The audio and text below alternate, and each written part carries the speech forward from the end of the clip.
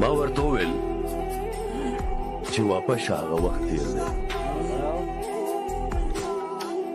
ما ورته وویل چې واپس هغه وخت تیر دی، زه اوس سپین ږیری یم، زه اوس د بچو پلار یم. اوس چې ته ووینم څه چل دی، اوس ژړا نه راځي. هیبت مې نه اخلي، اوس خوا دې خوا نه ګورم. ته هم بچي لري، په سر کې به دې ډېر سپین وي. ما پسې مه راځه. ته هم بچي لرې، په سر کې به دې ډېر سپین وي، هغې به ستا په پټه پټه جلا شک کې پروزي. ما پسې مه راځه، وخت تېر دی، اوس څه نه شي کېدی.